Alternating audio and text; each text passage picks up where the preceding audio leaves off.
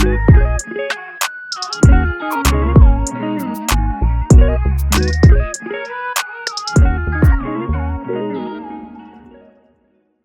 guys, it's Lola, but you can call me Lola if you like. Hi, this is Velisa, and you can call me Vels if you want. And this is the Everybody Hates HR podcast, episode 118. Woo! 118. Because of the stuff that happened in May, we are behind on our getting to 150 episodes. We are. We'll have to figure it out. We might still make it. You said this last time. No, but I've actually done the maths. No, we'll have to do some extras. We might have a bonus ep. Okay. You should have numbered that webinar. Yeah. Oh, you didn't number it. No, not I. We. Sorry, we didn't number it. We didn't number it. Damn. We should have numbered it. You should have. And then this would have been 119 and we could have made it. It's cool. We'll make it. We'll know for next time. We're going to have more webinars, actually. Yeah. So we'll make it. It's fine. Okay, fine. What's going on? Nothing? No, not really. There's a new... what are you watching at the moment? Love Island US only. Okay. I can't believe you're not watching the UK one. I'm really not wasting my time. US one only. And I've been watching yes, it's good. It's just started. Got to let it land. But we've had so many challenges already. We've had like 4 bombshells. Like it's going. It's going well. Milton and Lydia from Love is Blind are do you know what? I'm surprised they lasted that long, to be honest with you. Kudos to them. And also, everyone is forgetting that Lydia is obviously... older. I was going to say insane. Oh, yeah, but that too. Like, before everyone was like, Lydia, and everyone was like, oh, he's so lucky to have her. And obviously, she's very attractive. But she literally is a 30... How old was she? 33 and he was 24. Yeah, it was a big gap. She was 24. Yeah, it was a big gap. He's literally a child. And she was in her 30s. His brain hadn't even fully developed yet. Like, no frontal lobe. Yeah, he's just crazy. Yeah. Like, he's just nonsense. Apparently, he was trying to cheat on her. Yeah, I saw the clip from the podcast, and then she put up on her Instagram and TikTok some like tribute to their relationship. It was a bit weird, but like you said, she's insane. She is insane, yeah. But I feel like all the Love is Blind people are like, I saw I've forgotten their names from the UK one are pregnant now. Oh yes, the rapper Bobby and Jasmine. Yes, yeah, congrats and to them. They did a reveal with rapping. Yeah, I didn't need the rapping, but I'm happy for them. What was the song that he had? The one that went viral. Yeah, what was it? I don't remember what it was called, but I remember it going viral. I'm happy for them, though. Yeah, I'm happy for them. Yeah. No, that's nice. And then obviously you got AD and Ollie. That's a mess. I'm so sorry. I mean, I'm happy for them. You think it's a mess? I'm happy for them, but it's so weird. It's the crossover that. How did that happen? They must have met somewhere. Yeah. I'm happy for them though. Do you think it's like? They met on. It hasn't come out yet on Netflix. The Perfect Match show. Oh, is that where they met? Yeah, and they clicked there. Oh really? Mm-hmm. Oh, okay. Yeah. So that's interesting. Netflix love recycling these Love is Blind. They people. do. Probably the first successful time they've done it, because they had that guy he went on one of those shows. The mixed race guy who. Asked the girl, what was his name? Not Barnett. What was his name? That idiot. It was something like Barnett though. Couldn't stand him. But he had the microphone head. Yes, and he went on Perfect Match as well. Yeah. I didn't watch it, but I know that he went. They love recycling. Useless guy, man. Useless guy. We don't even need to remember his name. But you know what I'm going to watch? I haven't watched it yet, but there's a documentary. What's the lady's name from Call Her Daddy? I don't remember, but... there's a big podcast called Call Her Daddy. I think there's 2 of them. Huge podcasts. Literally, how much did she sign for? Millions of pounds. Like she had one of the, and there was 2 of them that started it. Yeah, they had Kamala go on. Yeah, exactly. Yeah. What is her name? God, I should know her name. If you're into true crime, I've discovered a true crime documentary called Evil Lives Here. There's like 16 seasons, so I'm really enjoying myself. And then they have Evil Lives Here Speaks as well. Alex Cooper, yeah. So Alex Cooper from the Call Her Daddy podcast has released a Netflix show or a Netflix documentary. And basically I think it's called Call Her Alex or something. But basically... Is it out? It's out. I think it's out now, yeah. Oh, okay. I only saw the trailer, but I think it's out. Or will be soon, by the time this comes out. And basically it's about when she was at college. So when she was at college, she had a football scholarship, like a football, not soccer scholarship, and that's how she went to college. And there was a coach there, and the coach basically became like infatuated with her, like obsessed with her, and basically started sexually harassing her, not like physically, but like the way she was talking to her, the kind of stuff that she did, that she would say sorry, and she would go to her mum and say, "Mum or Dad, like this is what's going on, like I'm feeling really uncomfortable," and her mum documented every single incident that happened, and then eventually they went to the dean of the school and they said, "This woman is sexually harassing our daughter, what are you going to do about it?" And the dean of the school basically said, "Well, we're not going to do an investigation. Realistically, we're not going to fire her. So what do you want? Like, what do you want?" And then her parents started to argue, and then she just said, "What's your best offer?" And then they were like, "Well, you don't have to play anymore." And obviously you don't. She said, "I can't play under her." She's like, "Well, you don't have to play and you can keep your scholarship, but that's what you're getting." And I think they made a deal. And I don't know why she's been. I haven't watched it, so I don't know why she's been silent about it all this time. I mean, I don't know if there's like they have to sign something. There's or whatever. usually a twist with Netflix, but yeah. So they HR, they didn't even, not even the HR. Like they never got to HR. Like they just said like point blank, "We are not going to fire her." So what do you want to do about like what can we do for you outside of firing this person? And I just think it's mad. Like there's been so many stories now. What was that? Who was that guy? The big one, Massey, the one, the USA gymnastics guy who was abusing all the gymnasts. Again, complaints are made about him, not taken seriously. And like we were talking about it before, and we probably will do something around some of the HR issues with the Diddy case. I just need to consolidate the information a bit. But like, there's HR that work in these corporations, like that work for like companies that Diddy runs. There's HR that works for like USA Gymnastics. There's HR that works for these. And what are they really doing? If you're making money, nothing. Are they making money like that, these HR? Like, what's the point in having HR? No, as in like the people that HR need to address are making too much money for whatever corporation it is they work for. Listen. So HR's hands are tied. Do you think if Bad Boy had HR, what are they going to do to Diddy? Exactly. Literally nothing. What can they do? Yeah, so who do you think the worst person to be, or the worst kind of company or like famous person or whatever to be HR for would have been, or I don't know, like a famous person or famous case or something like that? Do you know what? I feel like when you think of HR, when it comes to like famous people and stuff, it kind of crosses over with PR. So I would definitely say Kanye West. What is he? Yeezy? Yeah, he's got Yeezys. Like he's got clothing, other clothing stuff. He's the music. I feel like he wouldn't hire HR. I feel like he would have something to be like, you know, you're HR, but today you're my muse. Like I just feel like it'll be. I feel like it would actually be so chaotic working for. 100%, 100%. I think Kanye or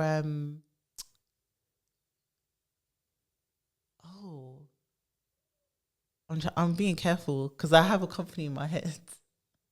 Do you know what? I wouldn't work for the NHS. What am I saying? I wouldn't. I've done HR in the NHS. You know, I wouldn't want to do HR in the NHS.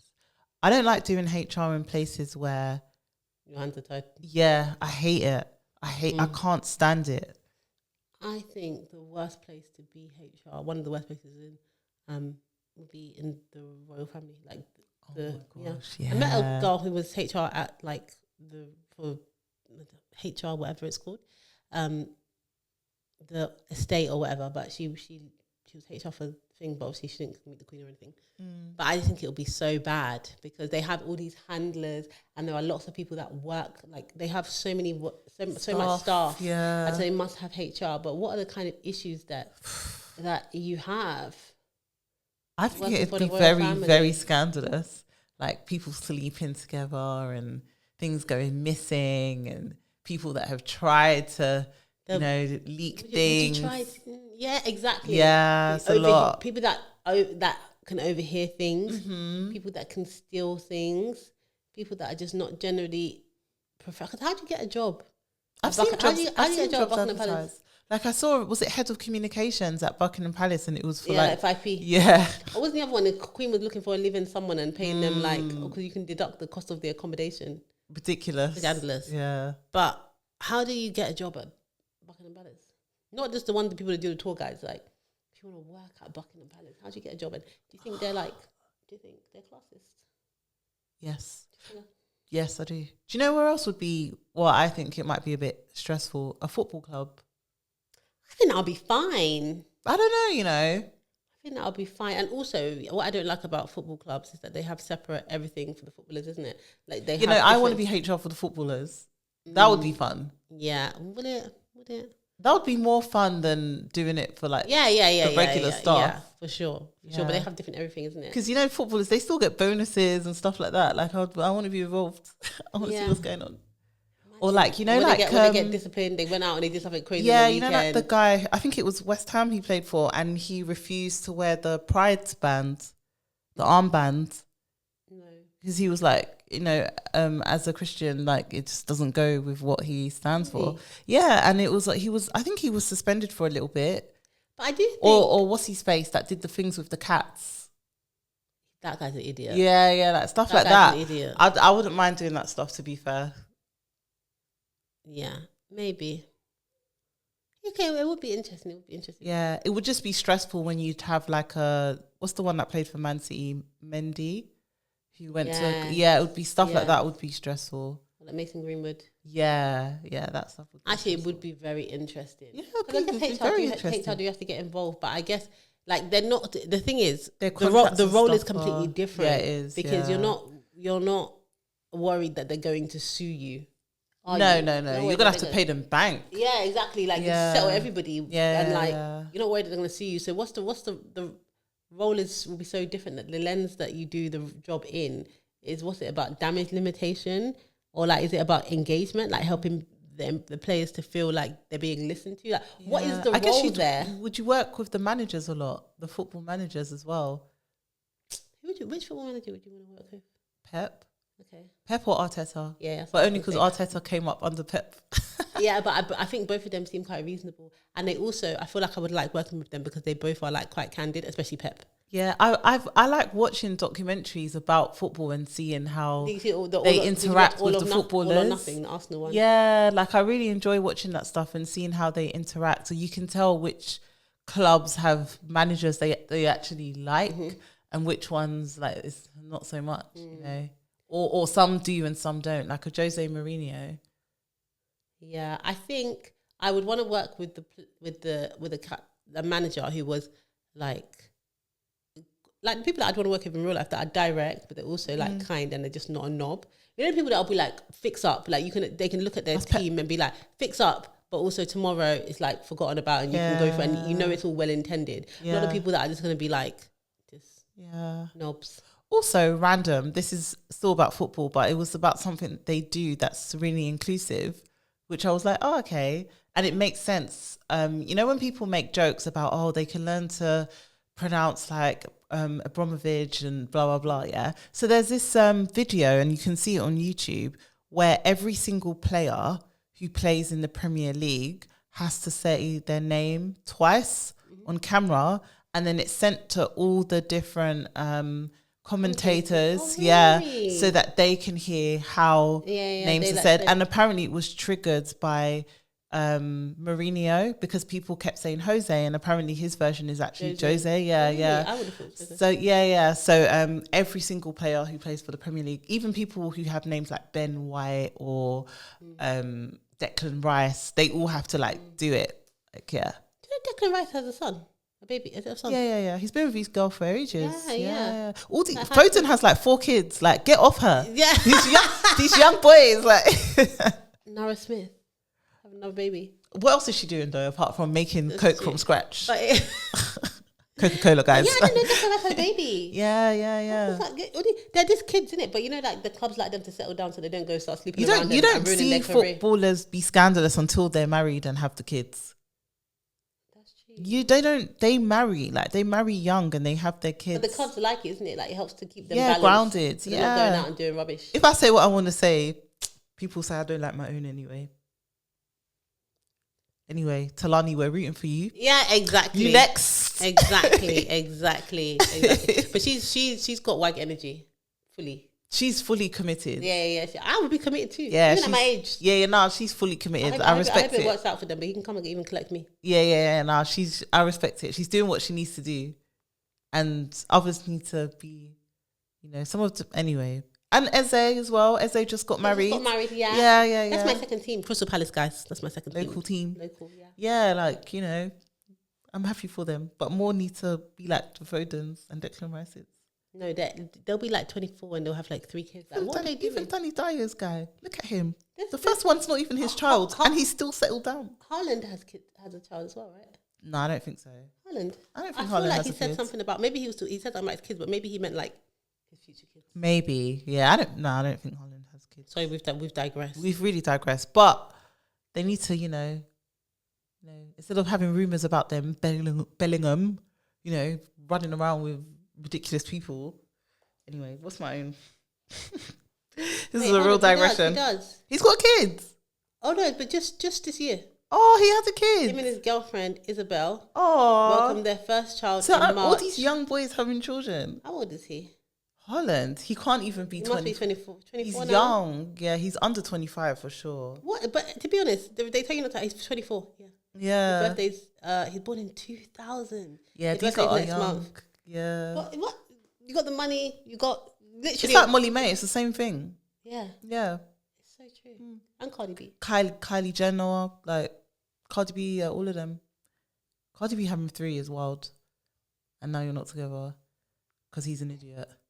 So it's been an idiot. DDG and Halle. Oh, that was horrible. We've really digressed, but that was actually so. Oh, that pissed me off. That's the Little Mermaid. Why is all her business industry? I'm so irritated that she got with him. Beyonce should be like, look, yeah, it's true. Should have nipped that in the bud. Should have nipped that in the bud before. Have. Listen, I've got actually a segue. So I was thinking about this is what happened in my head. So you guys can see the train of thought. So I was thinking about Halle Bailey, all these like famous people famous women who went to have children early. So Cardi B, Halle Bailey. Then I thought about Naomi Osaka. It's really had had quite a serious impact on her career actually, and I can see it's really like weighing on her. That's probably why Serena waited. Yeah, and then it made me think of from Naomi. I went to Coco Gauff, and then I was thinking about, do you see the stuff with her hater, her number one hater? So basically, Coco won the. Sorry, what black tennis woman player doesn't have a number one hater though? They all have one. They do. She's the first black woman to win the French Open since Serena Williams, and we love that for her. But when she won, they do the post-match press conferences and stuff like that. The other tennis player who didn't win, who was a runner-up, basically said she won, but not because she played well, but because I made so many mistakes. If I didn't make so many mistakes, she wouldn't have won, which I kind of just thought was pointless, because isn't that the whole way you win? You force people to make mistakes, or even the person, whoever plays better, she played better than you. Like, that was it. But it just made me feel like... What a sore loser. She was a sore loser, but it just was like, it was a horrible thing to say to someone who's won. There was no sportsmanship whatsoever. But the thing that stuck out to me was Coco. She obviously had to go on a press tour because she won. And then obviously everyone asked her about the comments of that, the other tennis player. And then also how she responded. And it just reminded me, like, she responded with such poise and such grace. And it's just like, it's just the same thing. Like, as a black woman, it's exhausting. It was even exhausting to watch her, because you know the feeling of being like, you just have to show up all the time. You have to be nice to everybody. You have to respond. Someone came and said something, you've just, one of the biggest achievements of your life, and somebody just come and poo-pooed it.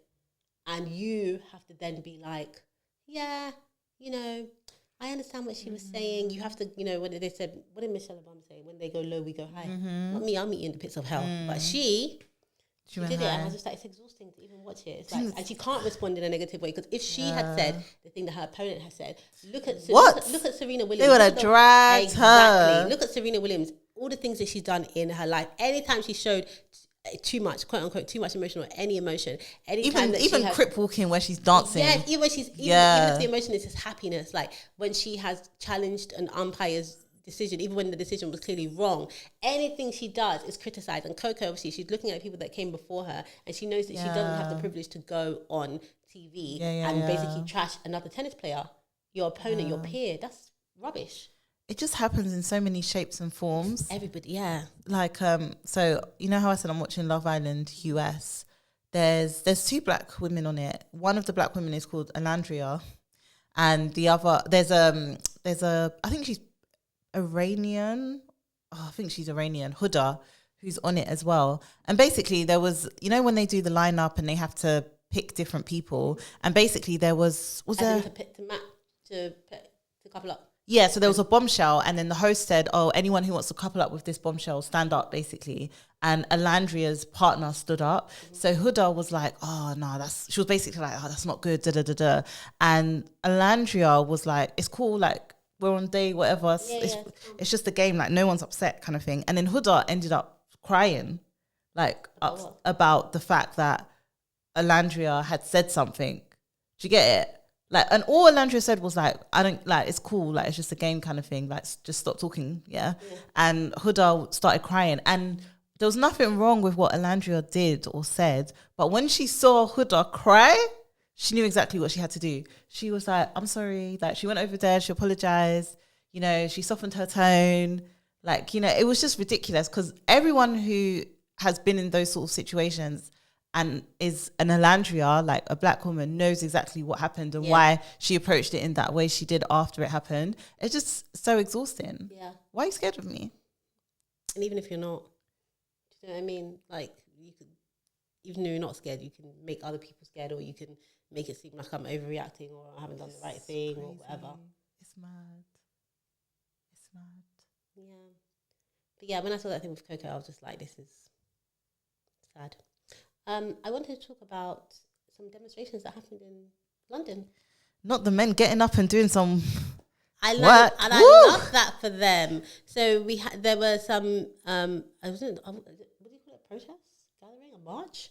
Anyway, all in support of better paternity rights obviously for men, in the UK. And I love that for them because it's so true. And so many of the men were saying things, and it's number one for them, they want more time, more than just the 2 weeks, to actually have off work so that they can bond with their child, and also so that they can support their partners. And I think better paternity rights are not only good for men, but obviously they're good for women, they're good for families. So like, imagine, like, obviously you've had a baby, but I can't imagine having a baby and then, you know, and not in COVID as well. Remember, even pre-COVID, having a baby and then you got 2 weeks. Obviously you have your mum and stuff around, but like, you got 2 weeks, and after 2 weeks, the guy's got, and it's just you and your baby at home. And especially for those that don't have an support system. I know when I have a baby, my mom's going to think she's going to come and live in my house. And to be honest, I'll very happily have her. But imagine if it's just you and your partner. And you don't have an extended family. You don't have that support network.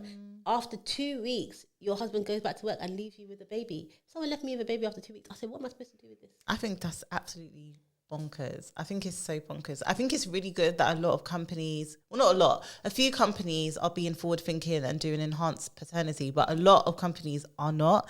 And like, I just think it creates crazy dynamics that a dad has to go back to work after 2 weeks. One of the biggest things that is ever going to happen to him is just happening. Yeah. And as a mother, obviously the roles that play are different in terms of, you know, feeding the baby and stuff like that. But part of the reason the roles are so, it's the dynamics of the man having to go back to work so soon. Yeah. Imagine if you could, and this is why I really rate shared parental leave, especially if your company has a good shared parental pay policy. Because even just thinking about, like, if and no one ever asked about it, and I really wish more men would take shared parental leave and not be women afraid. Don't want to share their parental leave. But again, a lot of women do go back to work after 9 months anyway. Yeah, so they could share it. Yeah, so even if you're going to give even if you give 2 months, even if you go back to work, I don't know if you use your annual leave, so you might still get your year, or you might get your, and both be off. Yeah, and like even if it's just 2 months, and then you can have 10 months together.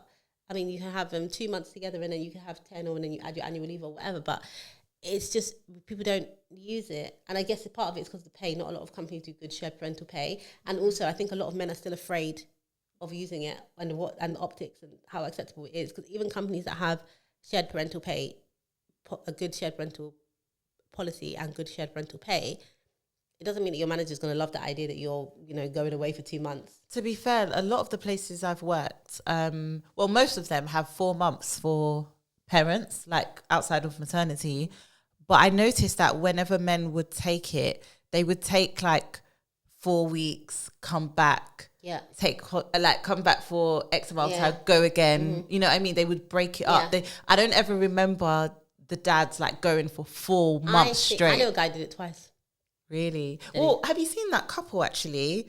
They went viral years and years ago when the groom cried as she came down the aisle, like, and his friend was like, uncontrollably. Look at her. Yes, that video. I don't know if you guys remember it, but look at her, look at your wife. Like, fast forward, they have 2 children, and his company has a really good paternity leave. So I don't know if they're back, but they even went traveling around Asia for the last couple of months now they have the 2 children because he's on paternity again and she's on maternity.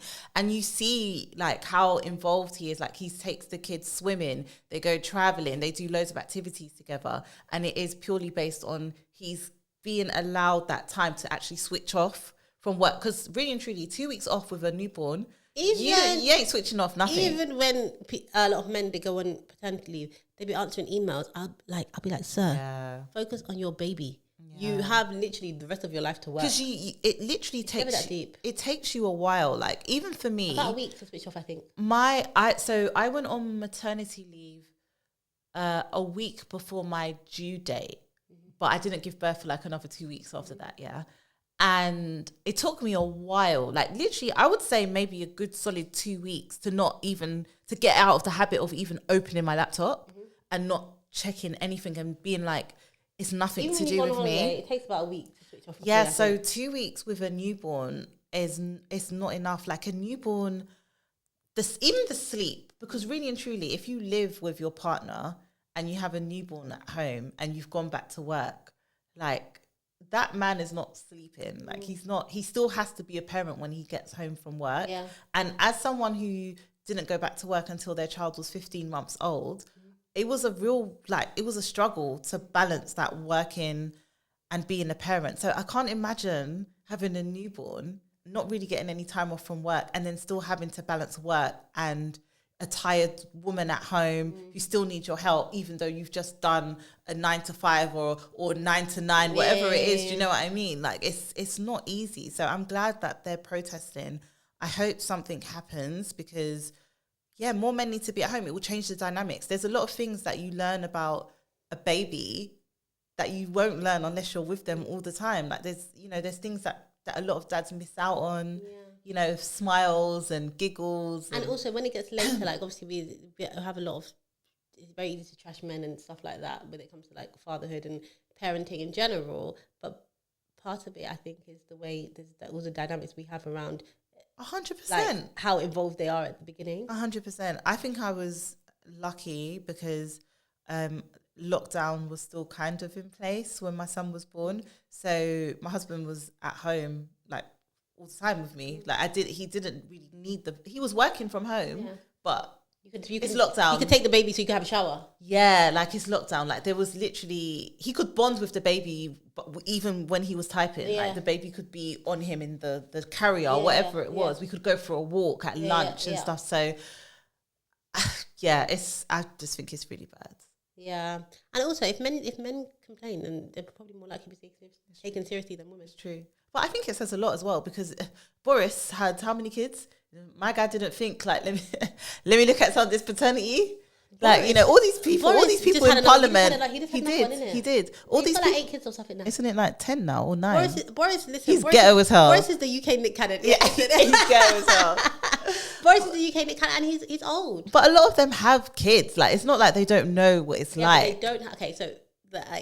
They don't know what it's like because. So I've worked with a lot of like kind of C-level executives in smaller organizations, and when you talk to them about maternity pay and maternity stuff, and like, they don't get it because they have wives. You stay at home. Like when you talk about paternity, for instance, like they sometimes it's hard for them to see past their own lived experience. Yeah. So even when you talk about maternity pay and wanting to increase it, in their minds they're thinking, well, why would you need that? Because they know that in their situation they would be supporting, they just assume that you have a husband that's going to support you. But maternity, regardless of a husband, maternity pay is shit. Yeah, but they have wives. A lot of them have wives, and their wives are working for sport. But like EQ, yeah. How would you cope with 13 weeks unpaid? How would you cope with 100 and whatever it is? Because they have money, and they think people that like. I was gonna say what all of them think, but a lot of it, it's like, you know, the stuff I was saying, like, pull yourself up by your bootstraps. Even me, I've been guilty of it. They'll be like, well, you should save. Don't have a baby if you can't afford it. Plan all of that kind of stuff. It's like, shut up. But do you know what? So one of my other TikToks that did quite well was about me saying, do you remember? Yeah. Why do companies assume that people come back from maternity leave and have the money for full-time childcare? Like, why would they be shocked? Why would you assume that I have an extra £1,500 in my pocket every month that you haven't given to me? Yeah, but then a lot of the comments were like, well, if you decided to have a child, you need to plan better. Which is fine. Why didn't you, blah, blah, blah. And it's just like, one of my things was when my son started nursery, for 3 days a week, it was 750 or 780 pounds, something like that. Cheap. Yeah. The same nursery, the same child, the same days, the same hours is now 1,050 a month. Do you get it? So it's like, but where does that extra money come from? Do you know what I mean? Even just the amount that childcare cost is just insane. It's ridiculous. It's more than a lot of people's mortgage. And it's just... And also, sorry, this is with this new £1,000 whatever is with 15 hours. Free. Yeah. So, what now? Like, do you know what I mean? When I wasn't getting to 15 hours, it was cheaper, like in 2022, and now fast forward to 2025. And a lot of companies, most companies, obviously, they believe that you can't have your baby at home and be fully effective and working, which I understand. Some companies do let you they do allow you to have your child at home while you work. But lots of companies, they haven't officially written into a policy. But the moment they find out, and I've seen it, the moment they find out that a woman has come back from leave or doesn't have full-time childcare or something like that, it's like the performance concerns they're here. Yeah. Or you'll find performance concerns because you're looking for them. Yeah. But at a certain age, I do think it's probably possible. But I think after a certain age, kids actually require too much for you to be focused. I don't think that you should. This is so controversial. I don't think you should work with a child at home who is under the age, I'm going to say 6. I don't think it's that feasible. Not a full day. Well, do you get it? What I was going to say is... For example, if I had a meeting, I can say to my son, watch TV, I'm going upstairs and I'm going to take a meeting. That's fine. He'll be fine for that 45 minutes. But I couldn't be in... back-to-back meetings all day and have my child at home. Yeah, and they also need you. I had somebody in my team before, and they worked 2 days a week. 1 day a week they were on site with a client. The second day, I basically said, you can work from home, and if you want to have your child, not a problem. But it's because the second day was flexible. So you have hours that you need to do. How you do those hours is up to you. Yeah. I just know that when we need to catch up, we can catch up and let's talk and communicate. But that was only on the day that she didn't have active client work to do. You can't do that when you have active client work because you might log on at I also had a partner, so it might be the case that you log on at 8 o'clock and from 8 to 10 you work, then from 10 to 12 you take your son around, then he's napping, then you do this thing. Do you know what I mean? Like, you can figure it out, and then maybe your partner takes over. And I don't care how you do the hours as long as you get them done and you're available to talk to me. But it's a lot. It's a lot. But I think I work for companies where like my son will pop up. He'll be like, hi. He'll even say hi in my meetings, and they're fine. And listen, the other day, I was on the phone to Velisa, and her son was there. And she was like, I think he said, who is it? Yeah. She's like, it's Auntie Lola. Do you want to speak? You want to say hi? And I was preparing myself to be like, and then she just continued the conversation. I said, wait, hold on, Velisa. Did he say no? And then I said, he says no to my mum too, so it's fine. I felt better. I felt a bit better about it. But I was preparing myself to have, big conversation with Velisa's son. And then she just continued talking. I was like, no, we need to pause. Yeah, no, you can't take it. My son is with my mum every week, and if my mum calls, he'll still say, I want to talk to her. Anyway. But yeah, like, I'm happy for the men. I'm glad that, I hope there's change, I think if men stand up and say something like this, like enough of them, something will change, because I think it about their voices. Yeah, and I think it takes for men to be brave in the workplace and actually, be seen as active parents and not just be active parents outside of work, I think it's important for them to also be like, I've got to go and do the school run. Mm-hmm. Like when I hear that, I'm like, yes, do that school run. But I think it's just some places is culturally acceptable and some is. But a lot of places it's not. But they need to. Do you know what I mean? Because when that man goes to tribunal because somebody didn't let him do whatever because he had to pick up his child, they need to do it more, or like he didn't get a promotion because do you know what I'm saying? At work. Yeah, then all the things that they've been doing to women for a long time. Yeah, like. It's gonna be long. I wonder if there's many cases around paternity and paternity. It's only 2 weeks. So I think it's unlikely, but I wonder if there must be paternity discrimination cases. And I do think that men who are active fathers and have responsibilities that require them to have flexibility, I think in a lot of workplaces it won't be like, even when it's women, people just think, oh, whatever's fine. But when it's men, I think a lot of places they don't take it seriously. They look down on it. As in some corporate environments, it would actually count against you. Even though in corporates and general, they like when men have kids, that when they're married, it's a sign of responsibility. But I don't think it's mad because even though that's positive, if you're saying, okay, this positive thing, I actually need to engage in it now, then it's like, it doesn't work for us. Yeah. Do you know what else I find interesting? I find it interesting that like a man and a woman can work for companies with a similar culture, but somehow the woman is the one that has to navigate that culture to be a parent. Yeah. Like they're the ones that are forced to be like, oh, I have to leave early. I have to whereas it's patriarchy. Yeah. Well, that's not fair. It's not fair. Nobody benefits. I always say that to people. No one benefits from the patriarchy. Big up all the fathers and that. Yeah. Big up all the men who are looking after their kids and doing what they're supposed to be doing. I can't give you too many props for it, but big up my baby father.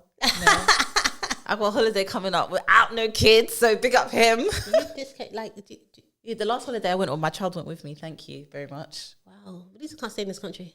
That's not true. It is true. It's true, and I'm sick of it. You're always leaving as well. I never leave. Wow, so we're lying on camera. No. I actually work as well when I'm away. But I haven't had a good holiday. You've been to Dubai twice this year, I think. Yeah, but I was only there for 4 days. You went to Nigeria, right? You went to Ghana as well, right? Yes, but I went to a wedding. It was a wedding. Did you not go to, was that Paris? No, I didn't know what you're talking about. I haven't been to Paris. But I'm just saying, I've barely been on holiday, and Velisa's just up and down, But I just said you went to Dubai twice and you went to Nigeria and Ghana. I went to Dubai for 4 days. I went to Dubai for 5 days. The last one, that is barely a holiday. I went to Dubai for 6, okay. Barely a holiday. 6 is really the threshold, I would say. That's the cutoff. And the time before that, it was a working holiday. I went to New York for work. And then, when I was in Ghana, I was there for a wedding. So really, that wasn't about me. And when I was in Nigeria, I had to see family. So that doesn't count. I went to New York for work. So that doesn't count. I saw you doing clink clink. So I know that you had a good time. I mean, I got to expense my dinner. I'm sick of Velisa going away and just. To be fair, after this one, I'm back. Really? Yeah. I'm trying to go to Albania. Oh my gosh! You know what? My niece went last year for her birthday because her best friend's from Albania, and it looks so amazing. My builder's from Albania, and he just come to Albania. He invited me to his niece's wedding in the summer. Oh, is it? Yes. So you're friends again? we are. Yeah. Anyway, guys, please like, comment, subscribe, all that good stuff. That's a wrap, guys. Bye. Bye.